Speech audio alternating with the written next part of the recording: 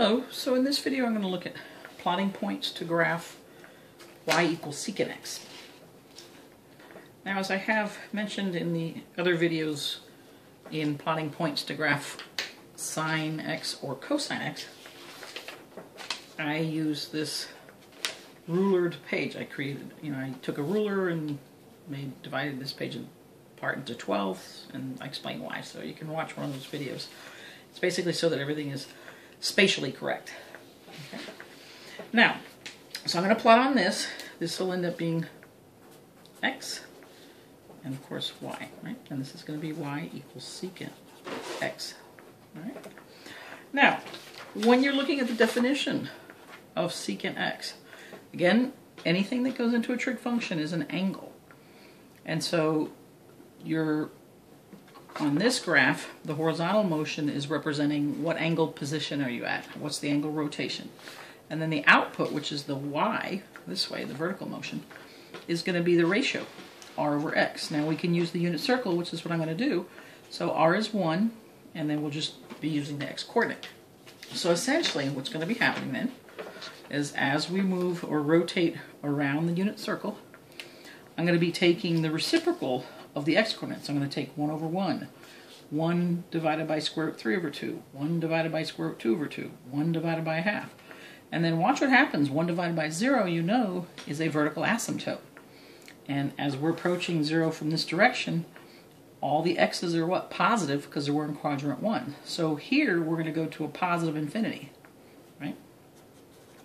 But remember, as you're coming from here, right, what's happening is your x's are negative, right? So as you're approaching pi over 2 from this direction, you're also going to hit where you're going to be taking the ratio 1 divided by 0, but all your x's are negative, right? Negative, negative, negative. So here you're going to be at negative infinity, coming from negative infinity. So let's go ahead and take a look at the chart. All right. So here's my chart that I made for you. And I went ahead and took, let me just go over here and show you. For example, for pi over 6, I did 1 divided by square root 3 over 2, which becomes, when you do the reciprocal, 2 over square root 3. And if you put that in your calculator, you get 1.15. At pi over 4, you have 1 over square root 2, which, when you flip and multiply, it's going to be just square root 2, which is 1.41, and so on and so forth. So let me just show you that chart. If you want to pause the video, you can, and try. You might try to plot these right now. So let's go ahead, and what I'm going to do then is plot these, right? So let me set that up.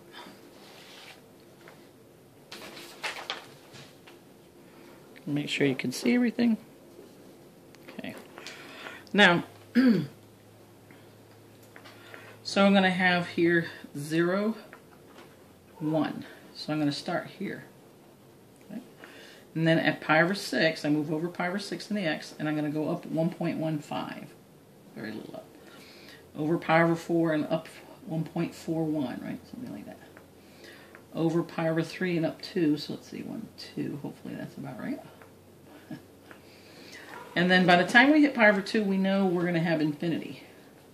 Right? We're going to have a vertical asymptote coming this way. So we're going to be like this, right?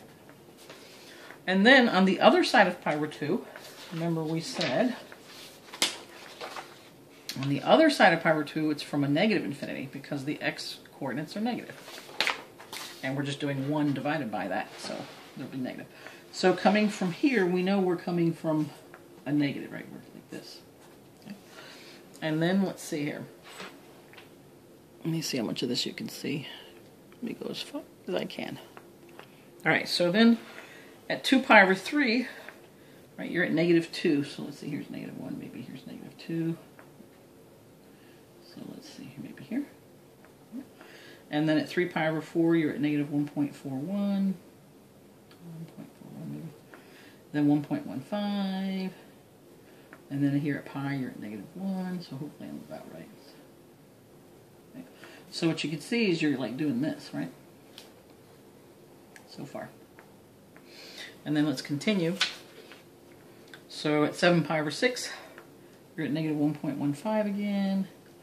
At 5 pi over 4, you're at negative 1.14, right? It's kind of symmetric here.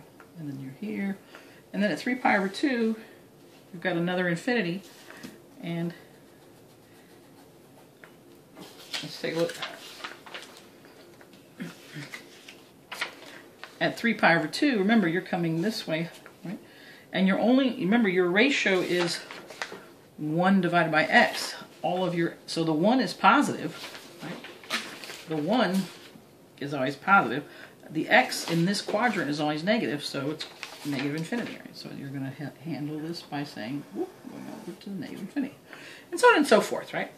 So if you continue this, when you're done, at least for the from 0 to 2 pi, you should see this. Okay? Alright, so that's y equals secant x. And since this is the last video, I'll just show you. I did not do cotangent or cosecant, but you can do these. But I'm just going to go ahead and give you these so you can see. Here's y equals cotangent x. And again, you can pause the video and look at the points and see if you would get those points. I mean, it's always really good for you to do this on your own, right? Do it for yourself.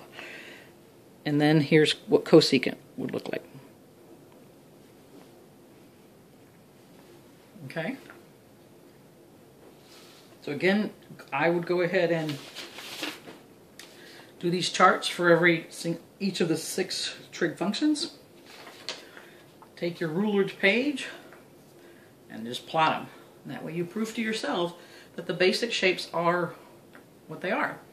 Then after that, of course, you don't plot points anymore. You just memorize the basic shapes, and that way you can do what I call the quick and dirty.